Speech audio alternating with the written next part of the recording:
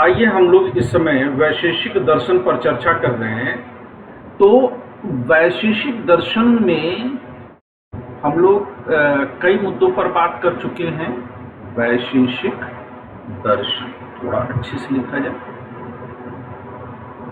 Yes, तो हम लोग वैशेषिक दर्शन पर चर्चा कर रहे हैं और आज वैशेषिक दर्शन में जो परमाणु सिद्धांत है हम उस पर चर्चा करेंगे। तो हम इसको लिख सकते हैं परमाणु सिद्धांत या फिर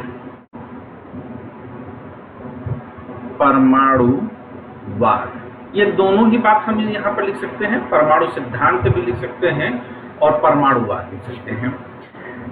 ये एक विशिष्टता के तौर पर समझिएगा कि वैशेषिक दर्शन में परमाणु सिद्धांत या परमाणुवाद में ना सिर्फ परमाणु के स्वरूप की चर्चा की गई है, परमाणु के स्वरूप की चर्चा की गई है,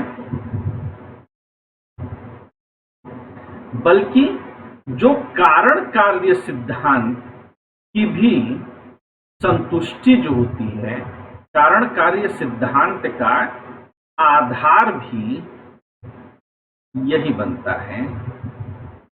तो हम लोग सबसे पहले इसी कारण कार्य सिद्धांत पर चर्चा करेंगे।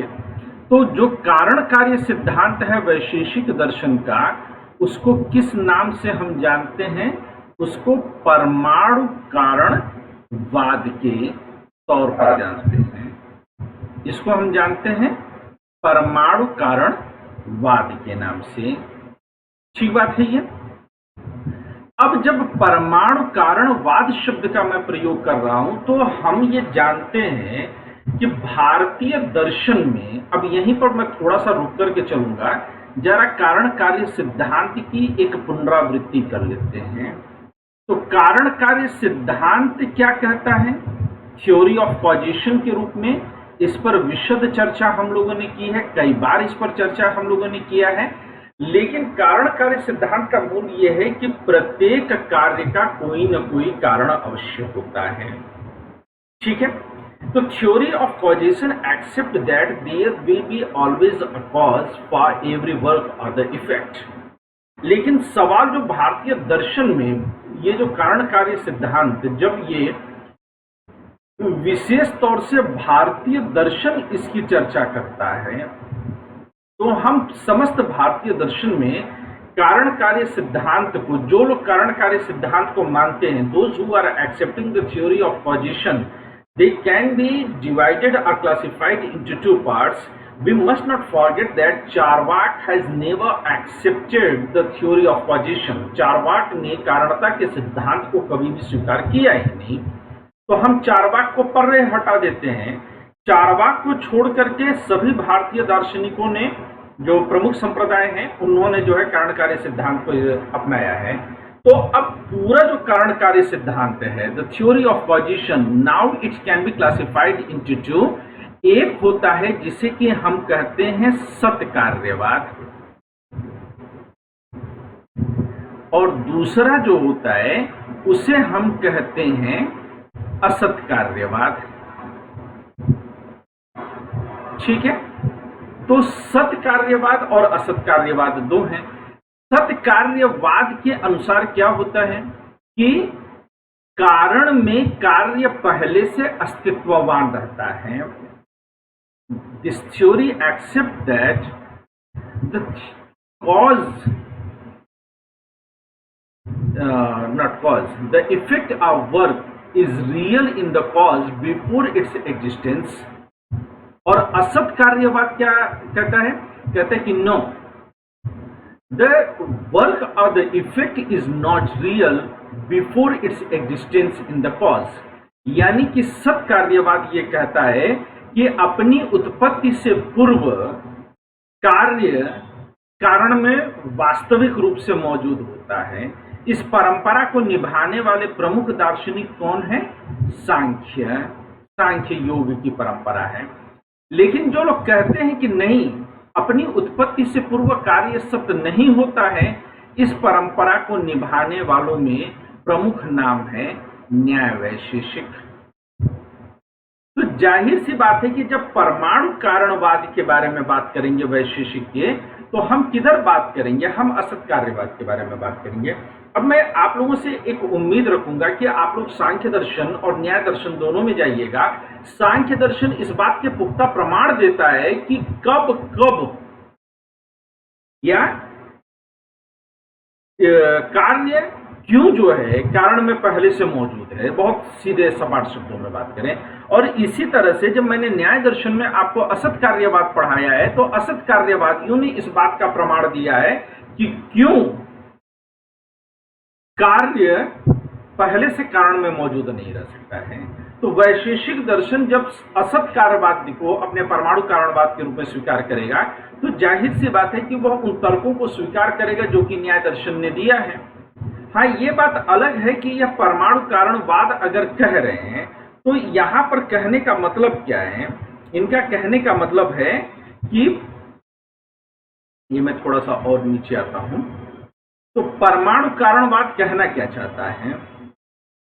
तो परमाणु कारणवाद ये पहला तर्क देगा कि कार्य अपनी उत्पत्ति से पूर्व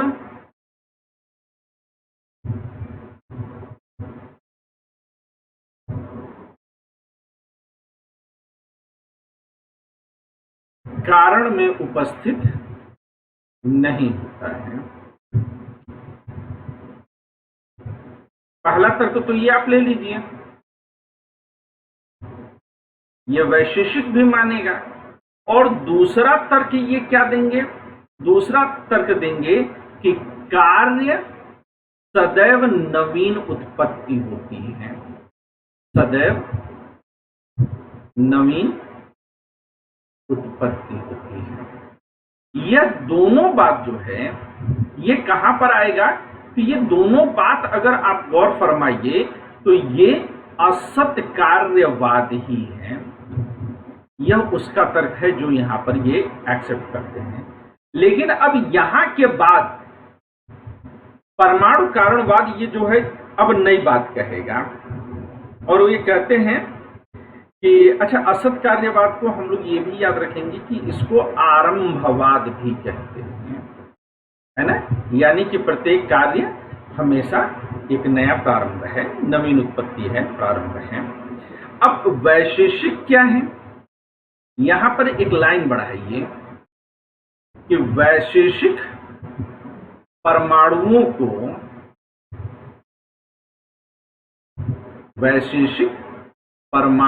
को जगत कारण मानते हैं।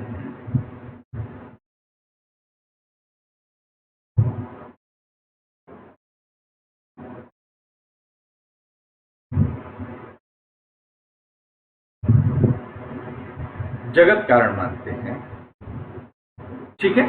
ये हमेशा याद रखिएगा। अब जब परमाणु को जगत कारण मानते हैं तो इसका मतलब क्या हो गया?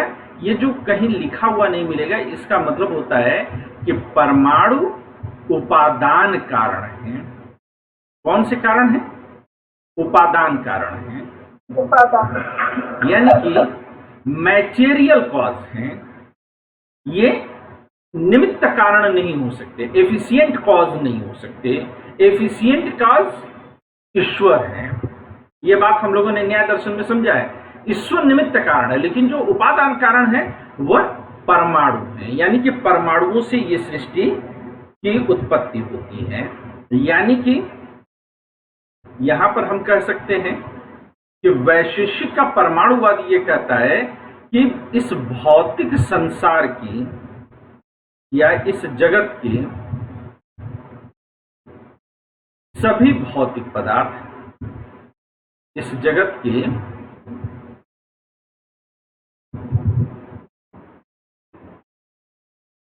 सभी भौतिक पदार्थ कैसे हैं? सावयव हैं, यानी कि कंपोनेंट्स हैं। कंपोनेंट्स कहने का मतलब क्या होता है कि कई सारी चीजों को मिला करके बने हैं, यानी कि कई परमाणुओं को मिला करके बने हैं। जैसे कि हम लोग केमिस्ट्री भी पढ़ते हैं, तो मॉडर्न केमिस्ट्री क्या कहती है कि हम जितनी चीजें को देख रहे हैं अपने इर्द गिर्द, they are not elements but they are components, यौगिक हैं, कई चीजों को मिला करके बनते हैं। और अगर हम किसी एलिमेंट, किसी तत्व को जानते भी हैं तो वह तत्व भी अपने आप में नहीं है, बल्कि वह तत्व भी अणुओं और अणुओं से मिलकर के बना है, और अणु जो होते हैं वे स्वयं परमाणुओं से मिलकर के बने हैं। तो यहां पर मॉडर्न केमिस्ट्री के बिल्कुल जो है समानांतर वैशेषिक दर्शन है। यानी कि हम ये कह सकते हैं कि जिस मॉलिक्यूलर थ्योरी, जिस एटॉमिक थ्योरी को वर्तमान फिजिक्स और केमिस्ट्री, वर्तमान साइंस मानती है, वैशेषिक दर्शन ने उसकी परिकल्पना बहुत पहले कर रखा था। ठीक है, तो इस जगत के सभी भौतिक पदार्थ सावयव हैं और उत्पत्ति विनाशशील हैं और अनित्य हैं। ठीक है, तो यहां पर हम क्या लिख सकते हैं कि वैशेषिक का नोट,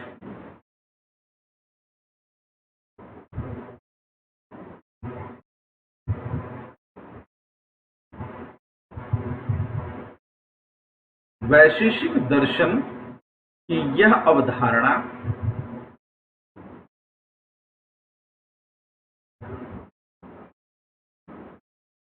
वैशेषिक दर्शन की यह अवधारणा किसके करीब आपको जाकर के बैठ जाएगी? आधुनिक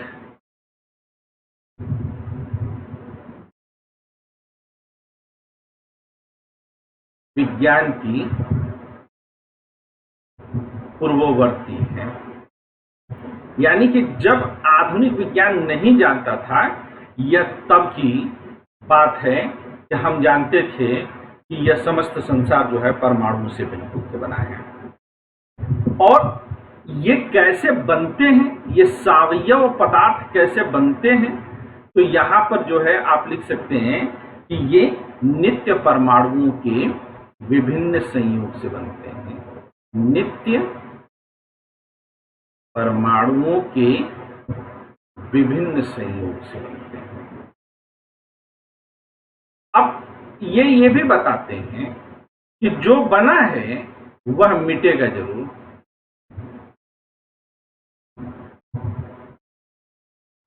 से बने हैं। तो हम क्या कह सकते हैं? इसलिए हम यहां पर कह सकते हैं कि इसलिए पदार्थ की उत्पत्ति का अर्थ है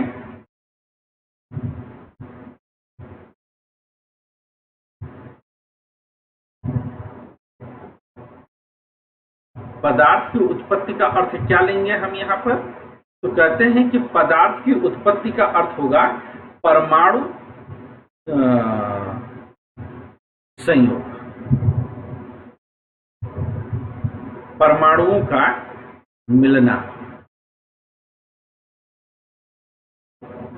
और पदार्थ का विनाश का क्या अर्थ है? पदार्थ विनाश का अर्थ क्या है?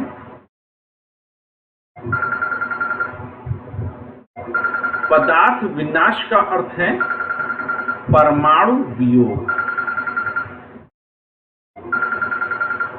एक मिनट बेटा होल्ड करना। जी वैसे मुश्किल, मैं बिल्कुल बढ़िया हूँ भैया। जी बस भैया क्लास में था। हाँ भैया ऑनलाइन क्लास है। नहीं कुछ खास बात तो भैया बता दीजिए। अच्छा तो मैं कल दिन में कॉल करता हूँ फिर आपको भैया। ठीक, जी नमस्कार।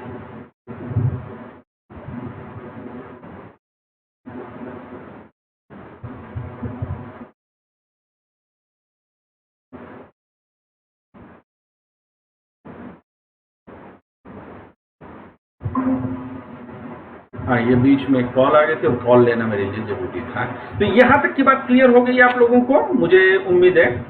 अब सृष्टि के मूल तत्व जो हैं, अब यहीं से समझिएगा कि उत्पत्ति कैसे हो रही है परमाणु संयोग से, विनाश कैसे हो रहा है परमाणुओं के वियोग से, तो इसका मतलब क्या हो गया कि सृष्टि का मूल तत्व क्या हुआ? परमाणु। हाँ, अर्थात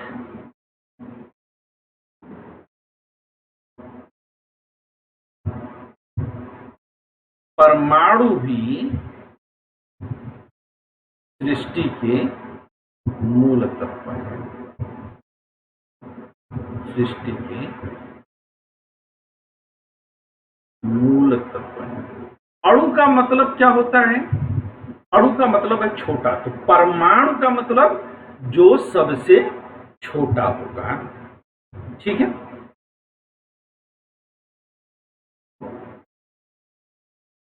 अब सवाल यह है कि परमाणु को हम सबसे छोटा क्यों मानेंगे? हम परमाणु को सबसे छोटा क्यों मानते हैं? यानी कि हम ये कह सकते हैं, आप चाहिए तो इसको लिख लीजिए, मैं सिंपल लैंग्वेज में बोलता हूं कि यदि इस संसार के, अगर आपको दिक्कत होगी तो वीडियो पॉज करके भी आप मुझे लिख सकते हैं। अब समझने की कोशिश करिएगा कि यदि इस संसार के सभी पदार्थ सावयव हैं, उत्पत्ति विनाशशील हैं, विभाज्य हैं, तो ये जिनसे मिलकर के बने हैं वह भी उत्पत्ति और विनाशशील विभाज्य होंगे। इस तरह से जितना हम उनको तोड़ते चले जाएंगे तो कहीं न कहीं, अब हर चीज अगर सावयव है, चीजों से मिलकर के बना है, तो भाई उनको तोड़ करके देखिए तो जिन चीजों से मिलकर बना वो भी आपने देखा कि वो भी किसी और चीज से मिलकर के बने, फिर आपने तोड़ा, फिर वो किसी और चीज से मिलकर के बने।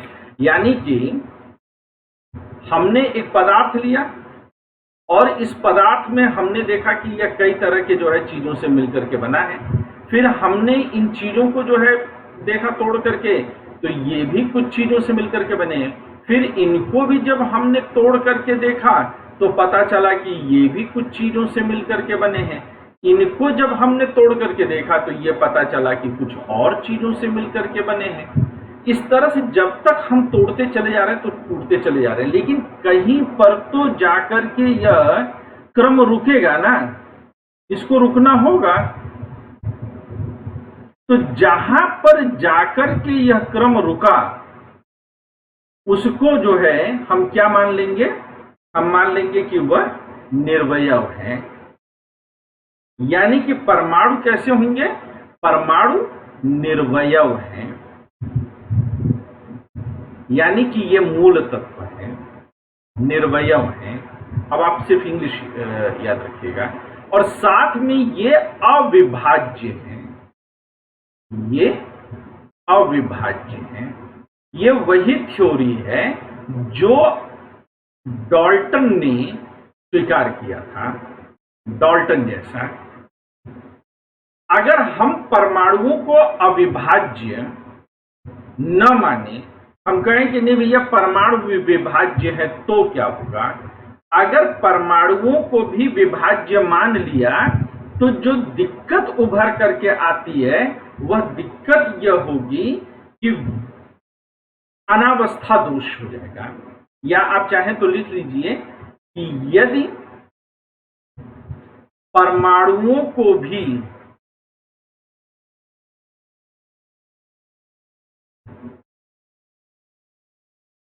सावयव और विभाज्य माना जाए, विभाज्य का मतलब जिसको और तोड़ा जा सकता है, तो सावयव और विभाज्य माना जाए तो अनावस्था दोष आ जाएगा। अनावस्था दोष की चर्चा भी मैंने कल भी किया था। तो अनावस्था दोष आ जाएगा ना, कि हमें कहीं पर भी जाकर के रुकने का जो है मौका ही नहीं मिलेगा। हम तोड़ते चले जाएंगे और तोड़ते तोड़ते भैया कहां तक जाएंगे? कहीं तो एक जगह आपको रुकना होगा ना। अगर आप कहीं पर भी नहीं रुकेंगे तो कैसे काम चलेगा? तो अनावस्था दोष आ जाएगा। अतः परमाणु को निर्वयव यानी कि बिना किसी घटक का, बिना किसी कंपोनेंट का मानना हमारी मजबूरी है। ठीक बात है ना?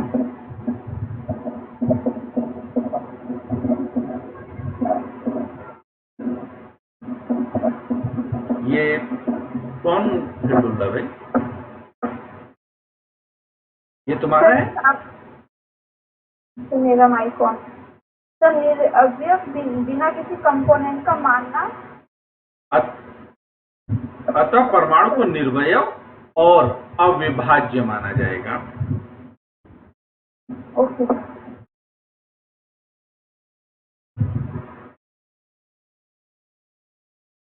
ठीक है ये बात? जी सर। और अगर ये इतने छोटे हैं तो हम ये कह सकते हैं कि फिर परमाणु कैसे होंगे? तो परमाणु अतीन्द्रिय होंगे, क्योंकि ये बहुत छोटे हो जाएंगे, है ना? अतीन्द्रिय मतलब beyond the reach of senses.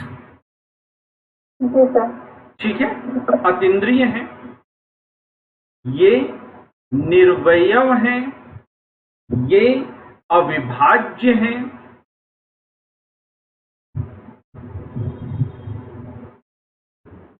और नित्य है। ये परमाणुओं की जो है क्वालिटी है।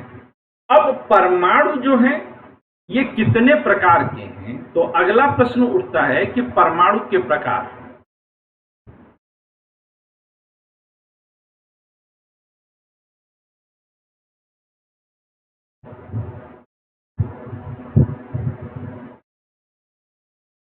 तो अगर परमाणु के प्रकार पढ़ें तो परमाणु 4 प्रकार के हैं। कौन कौन से 4 प्रकार होंगे? तो पृथ्वी से पृथ्वी के परमाणु, जल के परमाणु, वायु के परमाणु और अग्नि के, ये 4 प्रकार के परमाणु होंगे। और हम जानते हैं कि पृथ्वी, जल, अग्नि और वायु ये चारों क्या हैं? ये भौतिक हैं। तो हम ये कह सकते हैं कि ये कैसे हैं? परमाणु हमेशा भौतिक होंगे।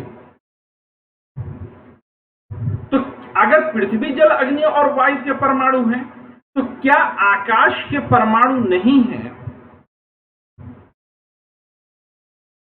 तो क्या आकाश के परमाणु नहीं हैं? सर नहीं। क्यों नहीं है? सर क्योंकि हम उसको तोड़ नहीं सकते हैं ना। हाँ, अलग अलग। तो इसका जवाब है नहीं, क्योंकि आकाश एक है। ये हमने पढ़ा है, क्योंकि आकाश एक है। तो क्या परमाणुवाद में, वैशेषिक दर्शन के परमाणुवाद में आकाश की कोई भूमिका है? तो कहे हाँ साहब है। क्यों? तो कहते हैं कि आकाश, पहले समझना चाहिए कि आकाश कैसा है। तो आकाश एक है, आकाश नित्य है और आकाश विभु है। याद रखिएगा कि आकाश जो है विभु है। विभु का मतलब बहुत बड़ा। जब भगवान शिव का रुद्राष्टक गाया जाता है तो वहां पर आता है ना कि नमामि शमीशान निर्वाण रूपम विभुम व्यापकम ब्रह्म वेद स्वरूपम। तो विभुम कहा गया है, यानी कि जो बहुत बड़ा हो और इतना बड़ा हो कि वह एक ही हो सकता है। अगर कोई और हुआ तो वह छोटा हो जाएगा, सीमित हो जाएगा। तो आकाश विभु है। ठीक है, तो आकाश का रोल क्या है? आकाश परमाणुओं के संयोग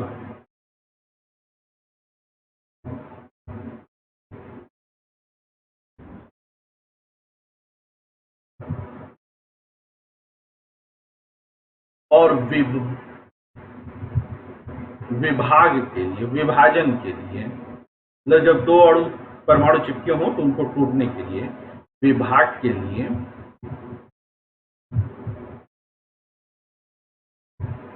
अवकाश यानी कि स्पेस प्रदान करता है।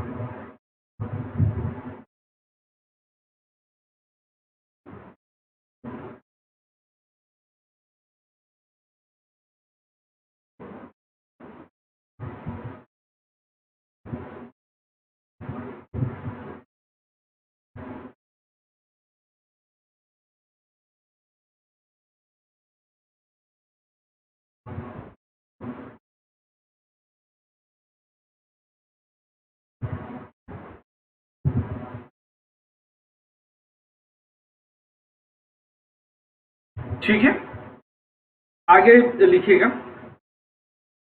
प्रत्येक नित्य परमाणु में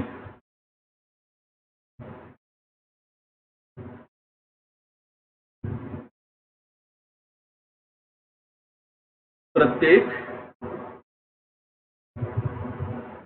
नित्य परमाणु में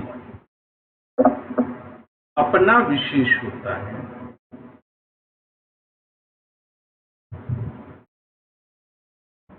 प्रत्येक नित्य परमाणु में अपना विशेष होता है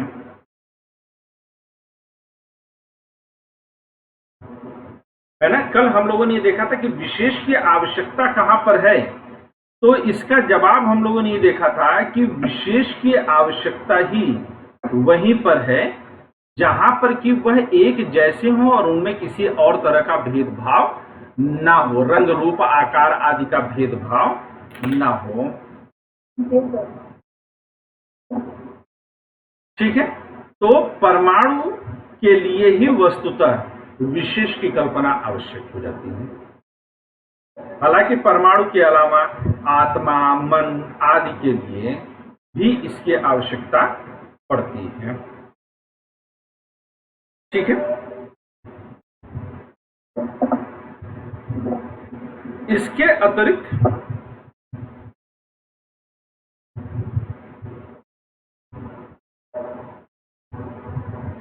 परमाणुओं में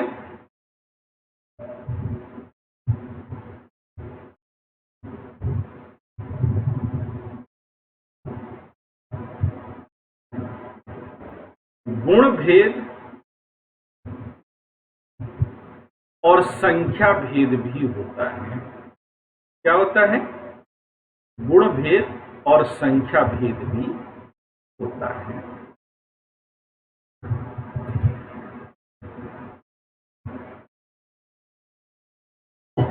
अब गुण भेद और संख्या भेद, अब देखिए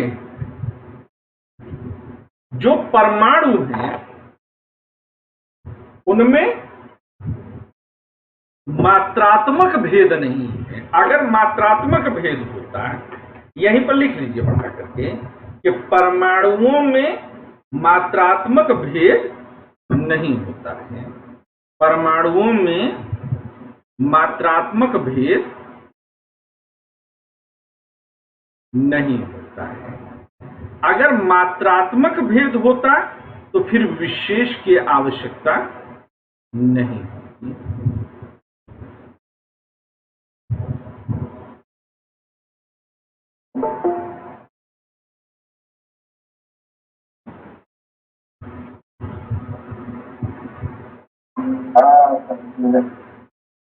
ठीक है, तो मात्रात्मक भेद नहीं होता है।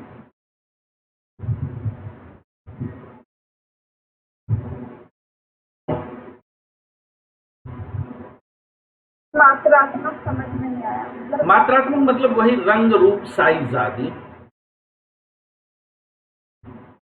ठीक है ना। लेकिन तो उससे मिलके पदार्थ बनेगा, उसमें तो रंग रूप साइज का तो होगा भेद। हाँ, उसमें हो सकता है। तो जो उससे मिलकर के बनी हुई चीजें हैं उनके लिए विशेष की आवश्यकता नहीं है ना। मेरी जिस टेबल पे मैं पढ़ा रहा हूं, जिस टेबल पर आप पढ़ रहे हो, दो अलग अलग टेबल हैं, लेकिन इन दोनों टेबल को अलग करने के लिए हमें विशेष तत्व की आवश्यकता नहीं है। लेकिन दो परमाणुओं के लिए, क्योंकि उन परमाणुओं के लंबाई, चौड़ाई, मोटाई आदि में अंतर नहीं होता है, तो एक परमाणु से दूसरे परमाणु को अलग कैसे समझेंगे? वो इससे समझेंगे क्योंकि दोनों में विशेष नाम का तत्व है। एक आत्मा से दूसरी आत्मा भिन्न नहीं होती, क्योंकि आत्मा का जाति नहीं है, आत्मा का धर्म नहीं है, आत्मा का स्वरूप नहीं है, आत्मा का लिंग नहीं है। तो आत्मा आत्मा में भेद नहीं है, लेकिन दो अलग अलग आत्माएं हैं। तो एक आत्मा से दूसरी आत्मा जो है वह मात्रात्मक रूप से अलग न होने के बावजूद भी अलग है, वह विशेष तत्व की वजह से है। इसी तरह से परमाणुओं में गुण भेद तो है, लेकिन मात्रा भेद नहीं। गुण भेद कैसे है? क्योंकि पृथ्वी का परमाणु अलग होगा, जल का परमाणु अलग होगा, अग्नि का परमाणु अलग होगा और आकाश का परमाणु अलग होगा। तो परमाणु परमाणु का भेद है। जी सर। Got it? यस। ठीक है। तो ये बहुत कठिन चीजें नहीं है समझने के लिए। अगर आप देखिए, या तो आप इस बात को रट लीजिए या इस बात को गहराई के साथ समझ लीजिए। अगर आपने समझने पर जोर दिया तो कल को किसी भी विषय को समझने के लिए आपके चक्षु द्वार खुल जाएंगे, आपका जो है आज्ञा चक्र एक्टिवेट हो जाएगा। 7 द्वार हैं, बाकी कोई भी विषय जो है वो अलग अलग तरह से एक्टिवेट हो सकता है, वह अलग अलग तरीके से एक्टिवेट होगा।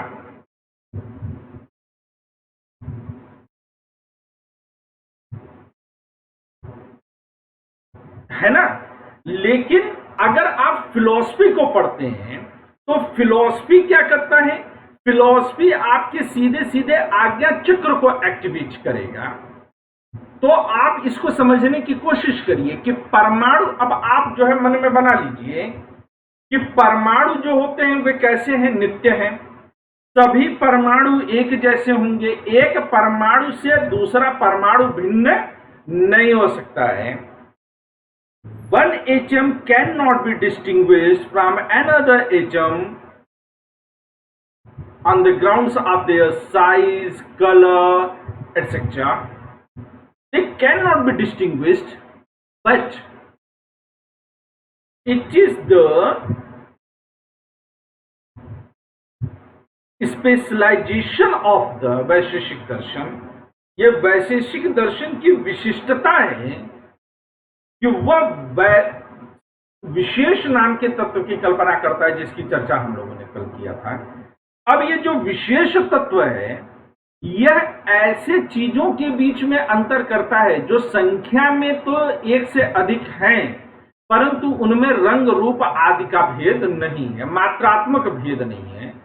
और कल जब विशेष पदार्थ की चर्चा हमने किया था तो विशेष में ही हम लोगों ने यह स्पष्ट रूप से पढ़ा था कि पदार्थों के बीच का वो जो है सामान्य जो पदार्थ हम देखते हैं, जो इंद्रियों के जरिए हम देखते हैं, उनमें कुछ न कुछ अंतर अवश्य होता है, रंग रूप आदि में अंतर अवश्य है। लेकिन परमाणु में, आत्मा में, मन में, इनमें कहीं पर भी जो है मात्रात्मक अंतर नहीं है। और जब मात्रात्मक अंतर नहीं है तो उनमें जो है विशेष की आवश्यकता है। क्या यह बात पूरी तरह से आप लोगों के दिलो दिमाग में बैठी? अगर बैठी तो, नहीं तो जबरन हमें किसी चीज को स्वीकार नहीं करना है। ये मत बोलिए, मत सोचिएगा कि अरे एक बार तो पूछा, क्या दोबारा पूछूं, क्या तिबारा पूछूं? एक बार पूछिए, 2 बार पूछिए, 3 बार पूछिए, 100 बार पूछिए, 100 अलग अलग तरीके से बताने के लिए मैं तैयार हूं। सर नहीं समझ में आ गया।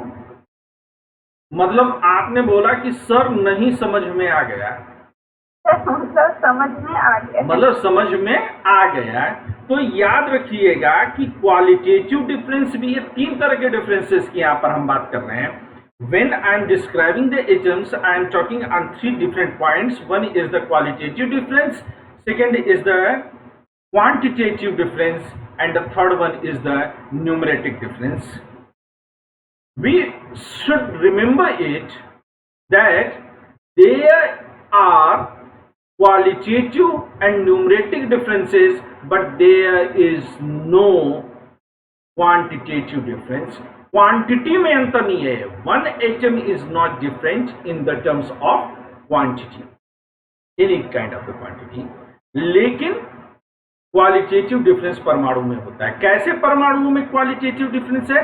क्योंकि पृथ्वी के परमाणु अलग हैं, जल के परमाणु अलग हैं, अग्नि के परमाणु अलग हैं और वायु के परमाणु अलग हैं.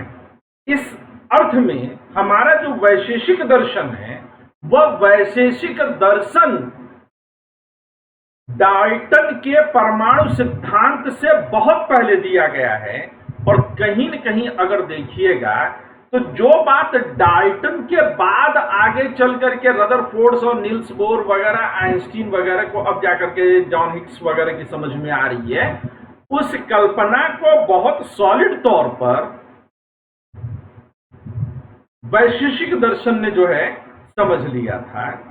तो आधुनिक जो परमाणु सिद्धांत है, द मॉडर्न एटॉमिक थ्योरी, उसके मदर फादर जो है आप वैशेषिक दर्शन में ढूंढ सकते हैं. ढूंढ सकते हैं कि नहीं ढूंढ सकते हैं? ऐसा नहीं है कि भारत में ही डाल्टन के पहले परमाणुवाद बताया गया. जब हम ग्रीक फिलॉसफी के बारे में बात करते हैं, बहुत समय पहले, हजारों साल पहले, जैसे भारत में है वैसे यूनान में भी था, हमको ये कभी भी नहीं कहना चाहिए अरे नहीं नहीं नहीं हमारे यहाँ सब कुछ था और बाकी लोगों की नहीं था. नहीं, जब भारत में इस तरह के दर्शन की परिकल्पना की गई है तो उस समय ग्रीक में भी है, चाइना में भी. अगर आप चाइनीज पढ़ेंगे तो वहां पर भी होगा. होता क्या है कि हर जाति, हर राष्ट्र केवल अपने आप में देखना और समझना चाहता है वो कुएं का मेढक है. लेकिन आप नहीं. अब मैं दो ग्रीक फिलोसफर्स का नाम बताता हूं. एक ग्रीक फिलोसफर हैं ल्यूसिपस और दूसरे ग्रीक फिलोसफर हैं डिमोक्रिटस. तो ये ल्यूसिपस और डिमोक्रिटस जो हैं, इन्होंने भी ये परमाणुवाद की थ्योरी दी है. लेकिन उनकी परमाणुवाद की जो थ्योरी है वह पूरी तरह से केवल भौतिक जगत तक सीमित रह गई है. लेकिन इनके उलट जो वैशेषिक दर्शन है उसने परमाणु सिद्धांत की परिकल्पना को भौतिक जगत का बंधक नहीं रखा, बल्कि उसे आध्यात्म से भी जोड़ दिया. तो परमाणुओं की दुनिया ये लोक से परलोक तक चली गई है. मतलब कि भौतिक जगत के साथ साथ आध्यात्मिक जगत को भी कनेक्ट करती है. अभी पिछले महीने एक रिसर्च पेपर आया है. अगर आप इसको जो है नेट वगैरह पर सर्च करेंगे तो जो क्वांटम फिजिक्स है, दुनिया में बहुत कम लोगों को अभी क्वांटम फिजिक्स का जो है नॉलेज है. ये क्वांटम फिजिक्स ने लिखा है, आप सेम लाइन अगर आप लिखेंगे तो पाएंगे कि this universe is not real. यानी कि ये जो दुनिया है वो पूरी तरह से वास्तविक दुनिया नहीं है. जो लोग बहुत साइंस से चिल्लाते हैं अरे अरे हटाओ धर्म, ये हम नहीं मानते, ये हम नहीं मानते, भूत प्रेत नहीं मानते, ये नहीं मानते, वो नहीं मानते. अरे तो मत मान भैया. लेकिन तुम जो क्वांटम फिजिक्स को तुम आज लेकर के आ रहे हो वो कह रहा है कि जितना तुम देख रहे हो वही हकीकत नहीं है, उसके पार भी कुछ है जहां तक कि तुम नहीं पहुंच पा रहे हो. तो वो अब शुरू कर रहे हैं, हम सिद्ध करके बैठे हैं. इस पार प्रिय तुम हो, उस पार न जाने क्या होगा. ये क्वांटम फिजिक्स कहता है. क्वांटम फिजिक्स कहता है कि इस पार प्रिय तुम हो, मधु है, उस पार न जाने क्या होगा. आज ये जो भारतीय विचार शैली है वह स्पष्ट रूप से कहती है कि मेरे साजन है उस पार, रे मनवा ले चलो उस पार. यानी कि जो एक्चुअल दुनिया है वो उस आध्यात्म की तरफ है, उस पार है. इस पार तो कुछ है ही नहीं, इस पार तो फर्जीवाड़ा है. तो मेरे साजन है उस पार, मनवा ले चलो उस पार, हो माझी रे. और माझी कौन है? अगर हमें दुनिया की सत्यता तक पहुंचना है तो वह माझी दर्शन शास्त्र की। दर्शन शास्त्र अगर अपने आप लाइफ में आपने नहीं पढ़ा है, अगर आपने फिलॉसफी नहीं पढ़ी है, तो आप किसी भी क्षेत्र में रहें आप असफल जरूर होंगे। असफलता नियत रूप से आपके हाथ लगेगी। तो क्या ये पूरी बात पूरी की पूरी तरह से समझ में आई? और अगर परमाणुओं में हम गुण भेद और संख्या भेद मानते हैं तो ये कैसे है?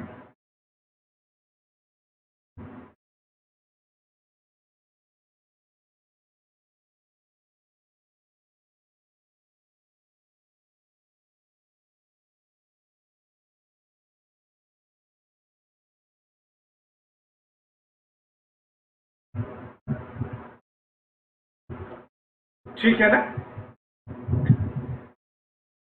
आगे लिखिए, इसमें बढ़िएगा। वायु के परमाणु, अब थोड़ा सा पीछे वाली लाइन को आपको जो है जाकर के समझना होगा। कैसे समझेंगे?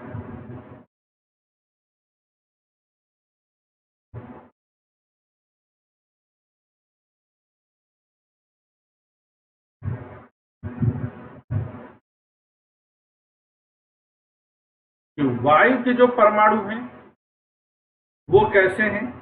तो वायु के परमाणु सूक्ष्मतम हैं, या ये शब्द हटा दीजिए, ये कंफ्यूजन पैदा करेगा, मैं इसके खिलाफ हूं। तो वायु के परमाणु में स्पर्श गुण होता है। अब ये जो पुराना पढ़ रखा है उससे कनेक्ट कर जाएगा, स्पर्श गुण है। अग्नि के परमाणु में कौन सा गुण होगा? तो अग्नि के परमाणु में रूप और स्पर्श दोनों होगा। शुरू में जब हम लोगों ने द्रव्य पढ़ा है तब भी इसके बारे में हम लोगों ने पढ़ा है।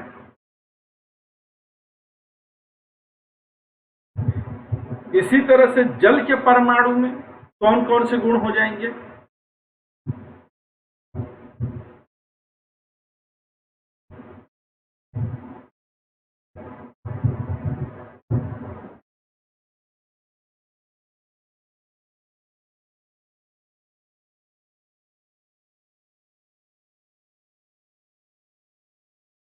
और आपने ये क्या लिखा है वायु के परमाणु?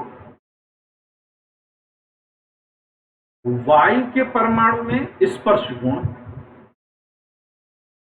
अग्नि के परमाणु में रूप और स्पर्श के गुण, जल के परमाणु में कौन सा हो जाएगा? तो जल के परमाणु में रस, और रूप और स्पर्श गुण।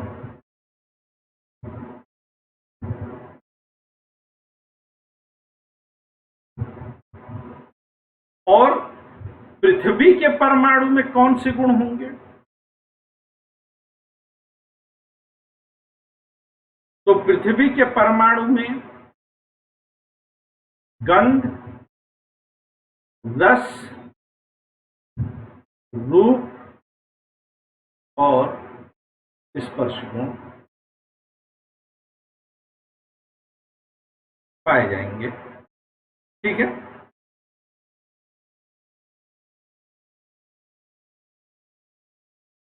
अब परमाणु होते कैसे हैं इस पर जरा चर्चा किया जाए।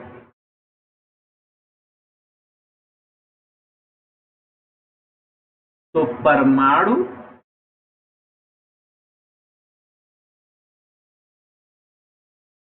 कैसे होते हैं?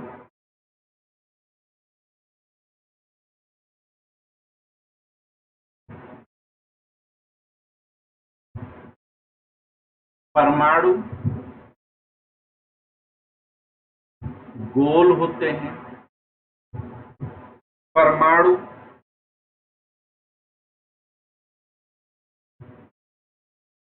क्रिया शून्य होते हैं,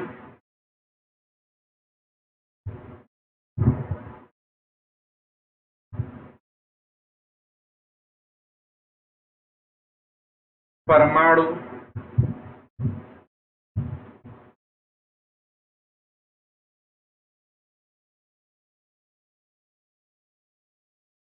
निस्पंद होते हैं।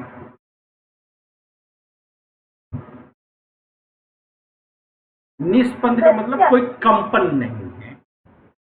सर ठीक है सर, ये क्या क्रियाजन्य है? क्रिया शून्य, क्रिया शून्य।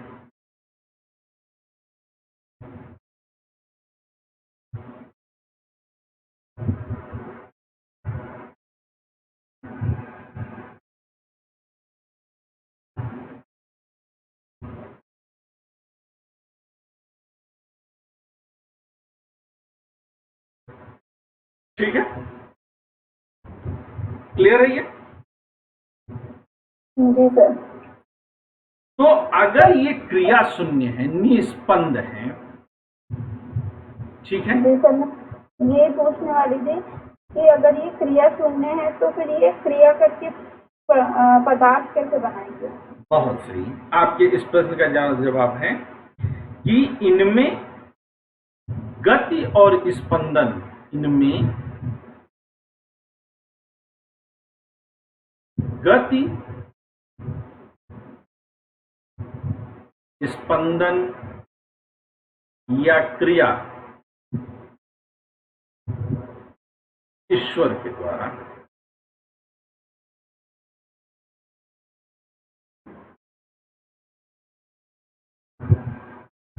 हम लोगों ने अदृष्ट के बारे में पढ़ा रखा है ना न्याय दर्शन में, या आप इसको ईश्वर ही कह दीजिए।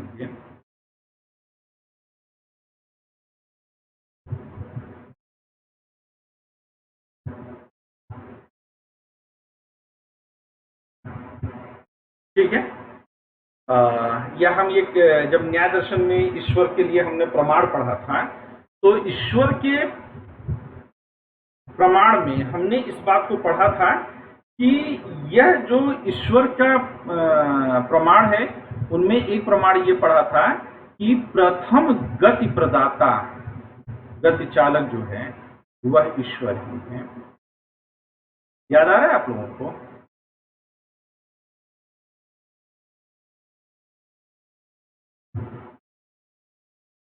प्रथम गति चालक कौन है? प्रथम गति चालक ईश्वर है। आगे लिखिए,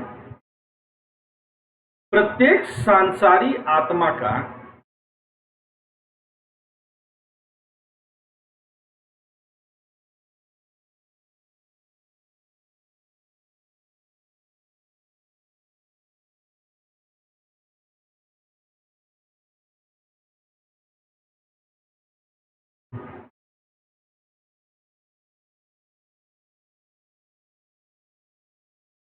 अदृष्ट होता है, जो वस्तुतः उसके कर्म फलों की वजह से आता है। ठीक है, जो उससे संयुक्त रहता है, यानी कि प्रत्येक आत्मा के साथ उसके कर्म फलों का प्रभाव जुड़ा रहता है।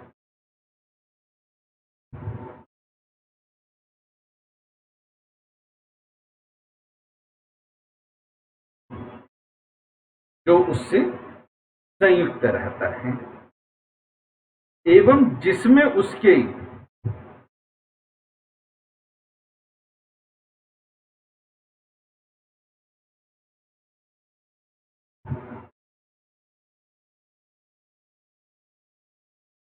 इसी अदृष्ट में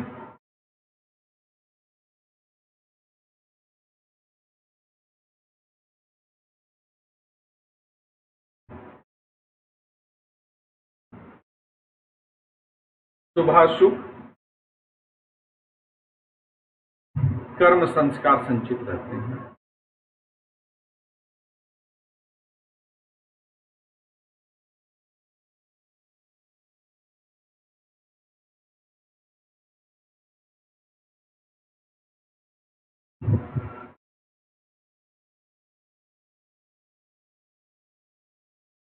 ठीक है,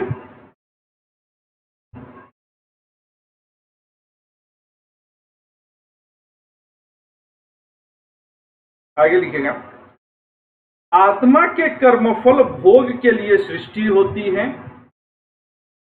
आत्मा के कर्म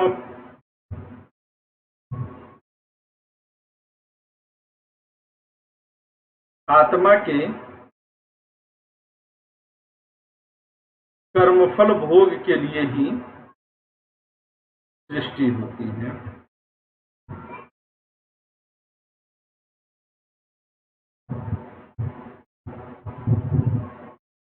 कर्मफल भोग के लिए सृष्टि होती है, क्योंकि आत्मा बिना शरीर इंद्रिय और मन के क्योंकि आत्मा बिना शरीर इंद्रिय और मन के भोग नहीं कर सकता।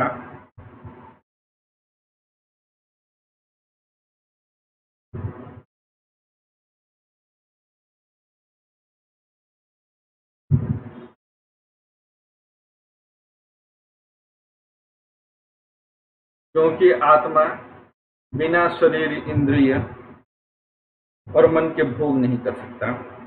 प्रत्येक संसारी आत्मा के साथ प्रत्येक संसारी आत्मा के साथ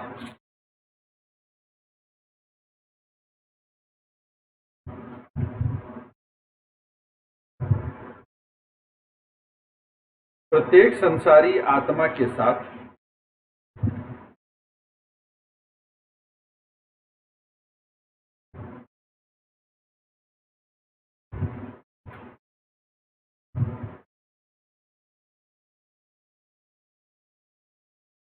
मन संयुक्त रहता है।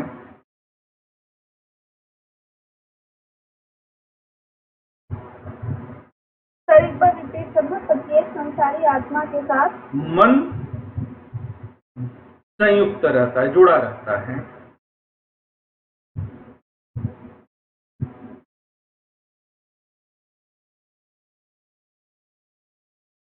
मन संयुक्त रहता है या मन जुड़ा रहता है।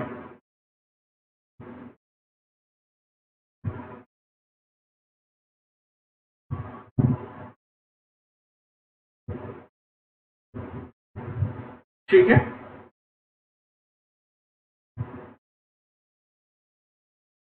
जी सर। किंतु भोग करने वाले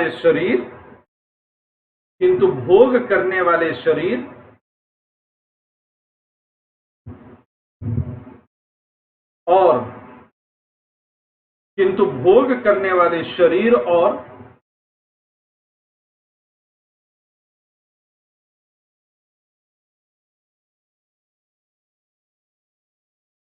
भोग का साधन बनने वाले इंद्रियों के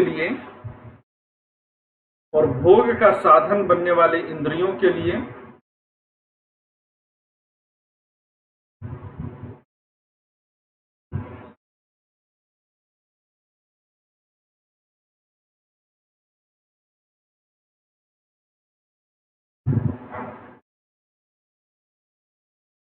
भौतिक सृष्टि की आवश्यकता होती है।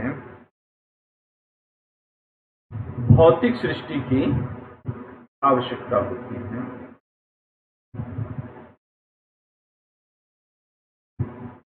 सर इंद्रियों के लिए भौतिक,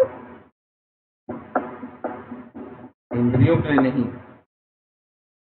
हाँ, इंद्रियों के लिए भौतिक सृष्टि की आवश्यकता होती है। Okay sir.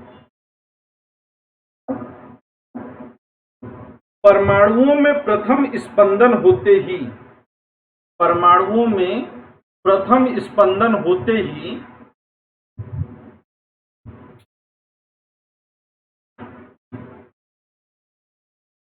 एक परमाणु दूसरे परमाणु से जुड़ जाता है। प्रथम स्पंदन होते ही एक परमाणु दूसरे परमाणु से जुड़ जाता है। अब यहां पर समझिएगा, थोड़ा सा पहले समझेंगे फिर लिखेंगे।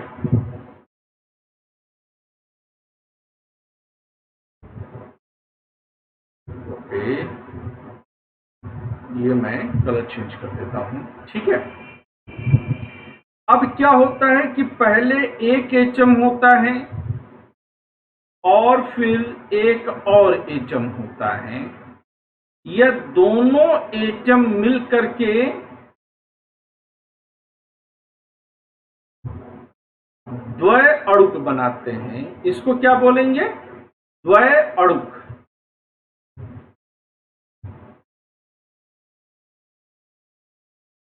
द्वय अड़ुक, ठीक है। द्वय अड़ुकों के, अब ये क्या होता है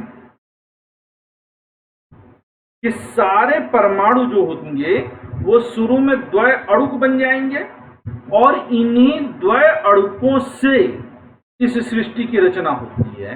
और बाद में जब तीन द्वय अड़ुक आपस में जुड़ेंगे, कितने? तीन द्वय अड़ुक जब आपस में जुड़ेंगे तो इससे क्या होता है? त्रय अड़ुक की रचना होगी। जब इस तरह के त्रय अणुक जो है बन जाएंगे, ये ऐसे ऐसे ऐसे ऐसे और ऐसे ऐसे, ये त्रय अणुक बन गया। जब, अच्छा, मैं त्रय अणुक को टी लिख देता हूं और द्वय अणुक को डी लिख देता हूं। तो जब तीन चार त्रय अणुक आपस में मिलेंगे, एक दो तीन चार त्रय अणुक मिलेंगे, तो इनसे क्या बन जाएगा? ये बहुत हो गया, तो इससे चतुर्णक बनेंगे, चतुर्णुक बनेंगे। इसी तरह से अब इसको अगर हम सी लिख दें, तो जब पांच सी जुड़ेंगे तो क्या बनेगा? पंचणुक बनेगा। और इस तरह से 5 से 6 वाला, 6 से 7 वाला, और इस तरह से करके ये सृष्टि होती है, ठीक है। तो जरा लिखिए,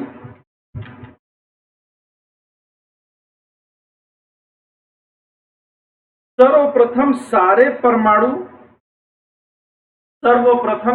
परमाणु द्वय अणुकों में परिवर्तित हो जाते हैं। सर्वप्रथम सारे परमाणु द्वय अणुकों में परिवर्तित हो जाते हैं।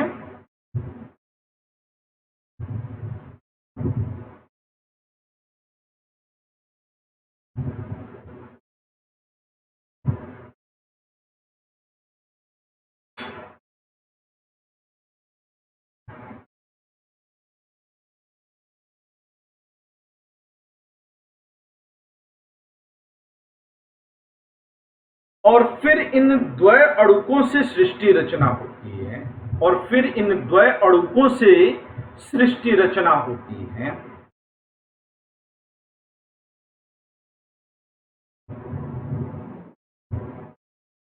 तीन द्वय अणुकों से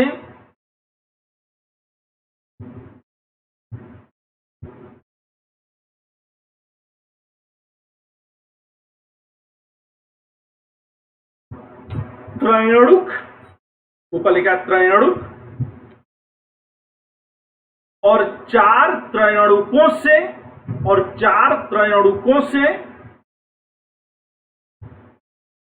चतुर्णुक बनते हैं।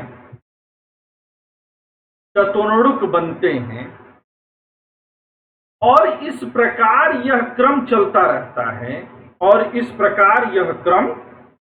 रहता है।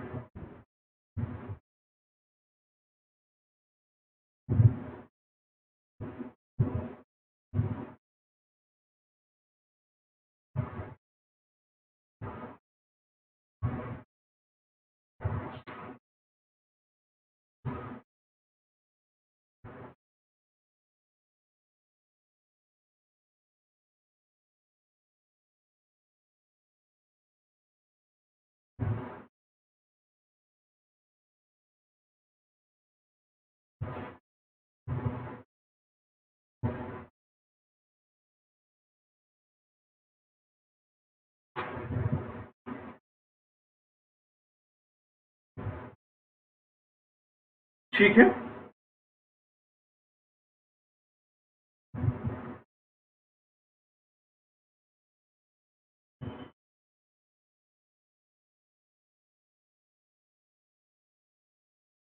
और इस प्रकार यह क्रम चलता है, और इस प्रकार यह क्रम चलता है, एवं स्थूल महाभूत आदि की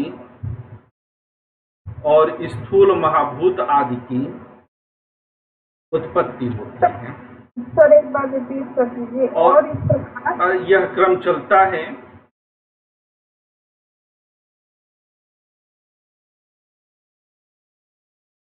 और स्थूल महाभूत आदि की और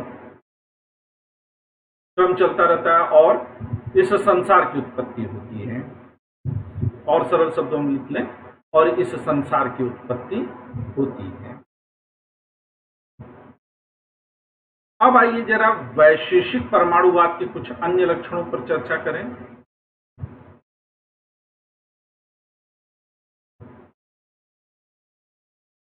वैशेषिक परमाणुवाद, तो कह सकते हैं कि वैशेषिक परमाणुवाद यह जड़ या भौतिकवादी नहीं है। अब यहीं पर आधुनिक साइंस से यह अलग चला जाता है, भौतिकवादी नहीं है। तो फिर कैसा है? तो हम कहेंगे कि यह आध्यात्मिक वस्तुवाद है।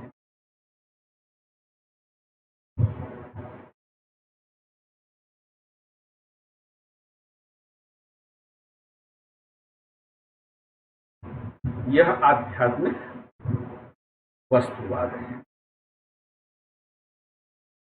क्योंकि वैशेषिक को जड़ परमाणुओं के साथ, क्योंकि वैशेषिक को जड़ परमाणुओं के साथ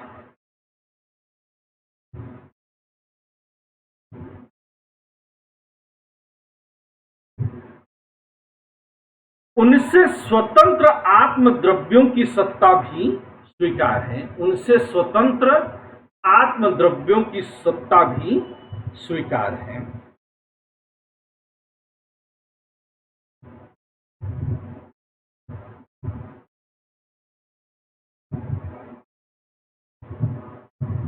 वैशेषिक कर्मवाद को वैशेषिक, क्योंकि वैशेषिक को जड़ परमाणुओं के साथ उनसे स्वतंत्र आत्मद्रव्यों की सत्ता भी स्वीकार है। आत्मद्रव्यों की सत्ता भी स्वीकार है, यानी कि आत्मा जैसे तत्व की सत्ता भी स्वीकार है। अब यहीं पर यह आधुनिक साइंस से अलग गए हैं, लेकिन इसमें क्वांटम फिजिक्स को मिला दें तो खेला हो जाएगा, खेला हो गए।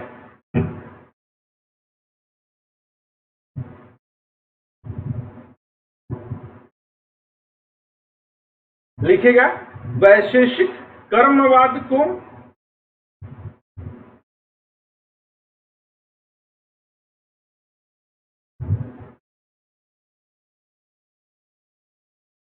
नैतिकता को, साइंस में नैतिकता को कोई जगह नहीं दी जाती है ना। इसीलिए मैं कहता हूं कि अगर धर्म की वैज्ञानिक व्याख्या ना हो तो बहुत दिक्कत की बात नहीं है, लेकिन अगर विज्ञान की धार्मिक व्याख्या नहीं हो रही है, अगर विज्ञान धर्म के मापदंडों पर सही नहीं है, तो विज्ञान ज्यादा नुकसानदेह है। क्यों? क्योंकि विज्ञान के पास नैतिकता नहीं है, लेकिन धर्म हमेशा नैतिकता का सहारा लेकर के ही आगे बढ़ता है। आगे लिखिएगा, कर्मवाद, नैतिकता,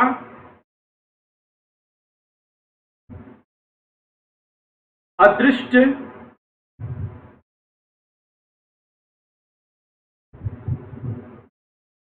एवं ईश्वर की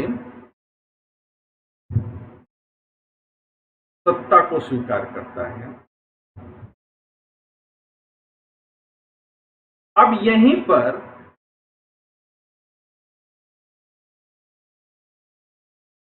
देखिएगा, स्टीफन हॉकिंस कहते हैं कि मैं ये पूरे दावे के साथ कह सकता हूं कि ईश्वर नहीं है, और वहीं पर करात कहते हैं कि मैं पूरे दावे के साथ कह सकता हूं कि ईश्वर है।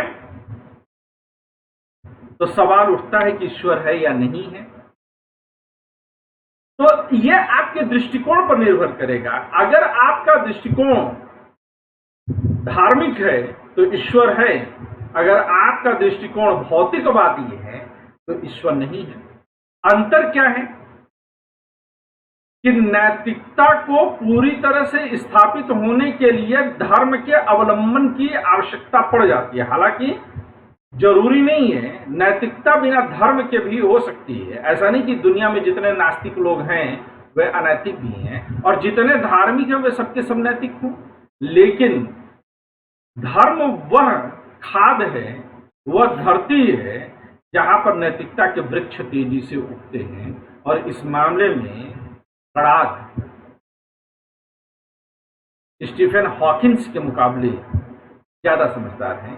आइंस्टीन भी ईश्वर को मान लेते हैं, ठीक है ना। तो आज के लिए हम लोग बस इतना ही कर देते हैं। हम लोग का वैशेषिक दर्शन समाप्त हुआ। कल से हम लोग मीमांसा दर्शन शुरू कर देंगे। ओके। ठीक है, बैठिए।